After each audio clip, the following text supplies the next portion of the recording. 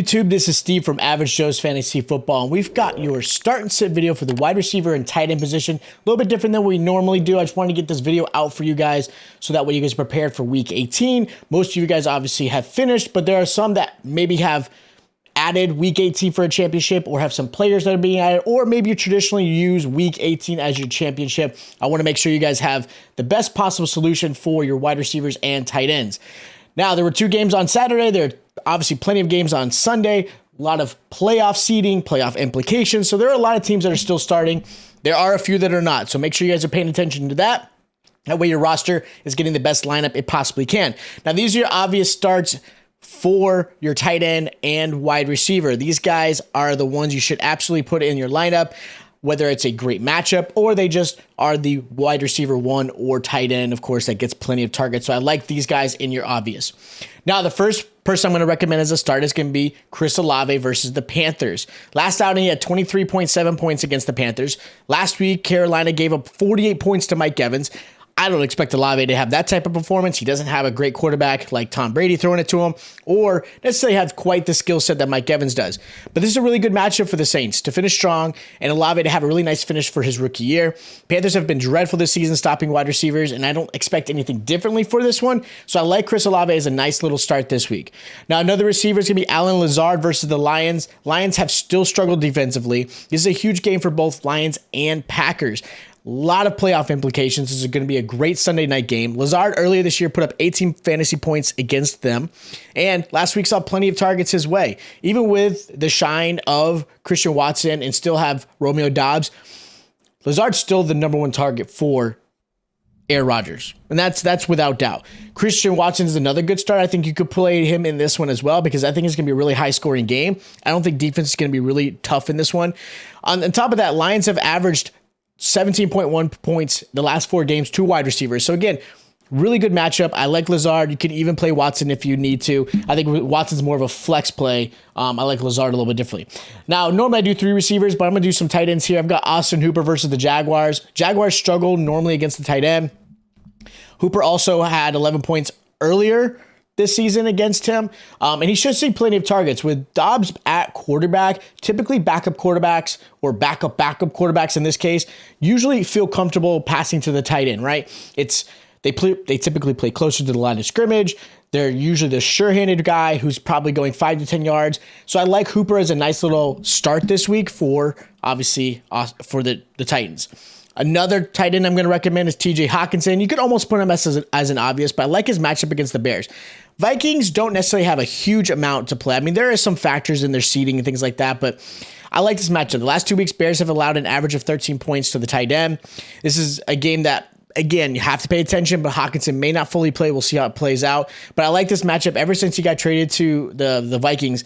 Cousin absolutely loves Hawkinson. He's been getting plenty of targets. He's had some really, really huge games. He's had some pretty good games. So I like Hawkinson as a nice little start. Now, as far as the sit category, the first guy I have is Jalen Waddle versus the Jets. Now, I could have said Tyreek Hill as well. And it's almost tempting, but he's still worth a shot starting just because of who he is and his capability. But the last matchup, he only had 13 points in fantasy. Jalen Waddle, unfortunately, only had 5 points. So it's even worse for Waddle. Plus, Sauce Gardner, the Jets' pass defense, is one of the best and very legit against stopping the pass, stopping receivers. And on top of that, you're now playing your third quarterback, Skylar Thompson, because Tua and Bridgewater are out. That also plays a huge factor. You don't have a great quarterback behind center.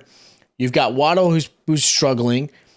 Tyreek going to have sauce on him most likely, depending on how they move Tyreek around. This is a really, really tough one. Now, they're both playing for playoff spots, so this is a really good game. I think it's going to be a really, really tough matchup for both. But it's really tough because the last 4 games, Jets have only allowed 7.7 points to receivers.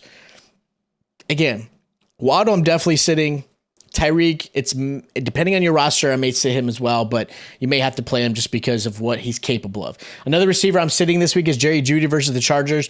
Chargers have done a great job the last 4 weeks. Chargers also have a really big seeding situation going on in this one. On top of that, they're only allowing 10.7 points to wide receivers the last 4 weeks. Judy's off the injury report. He is expected to play. Last outing against the Chargers, he only put up 8.4 points, so he's really struggled. And even Sutton, I'm not starting Courtland Sutton as well this week. Both receivers I expect to struggle. I don't expect them to do really well. I expect the Chargers to perform and really keep both Sutton, Judy, Russell Wilson, anybody at the helm and just, again, not have a great game.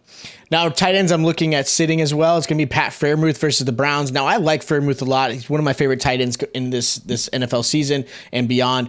Muth has not played well against the Browns. He only had 6 points earlier this year against them. Browns are also only allowing 8 points to tight ends the last 5 games, so it's a really tough matchup. He is one of Pickett's favorite targets, though, so if Muth might get his targets, if it's all about converting him. And I think the Browns do a really good job. Their linebackers do a good job smothering tight ends, preventing them from catching the ball, or again, just preventing them from even getting open. So I like this as a matchup that I would possibly pick another tight end if you can. Freiermuth is one I'm possibly sitting. Another tight end I'm sitting is Logan Thomas versus the Cowboys. Thomas had 6.9 points earlier this year. And that's okay, at least by his standards. Logan Thomas actually has been targeted pretty heavily ever since Carson Wentz took the job, and now Carson Wentz is out. So now Logan Thomas is probably going to get very average targets his way, and the Cowboys do a pretty good job. That defense actually holds tight ends to 7.34 points the last 5 games, so it's a really tough matchup, so I'm looking at sitting Logan Thomas as well. Now, as far as sleepers, I've got one wide receiver, one tight end I want to recommend. I've got Tyler Lockett versus the Rams. Last outing, he had a great game, putting up 27 points. Metcalf also had a really good game in that one, so you could feel comfortable starting him. Lockett really has been the big play guy for Geno, and I love this game. This matchup's going to be really fun. Seattle needs this win. Rams not so much, so they want to play spoiler against their division rival. So I like that. Rams have allowed 17 points the last few games. So again, this is a really good one for Lockett to take advantage of. And then again, feel comfortable with Metcalf, but I like Lockett as well. Another tight end, again, the tight end as far as a sleeper, I've got Dallas Goedert versus the Giants. Giants have actually done a really phenomenal job against stopping tight ends.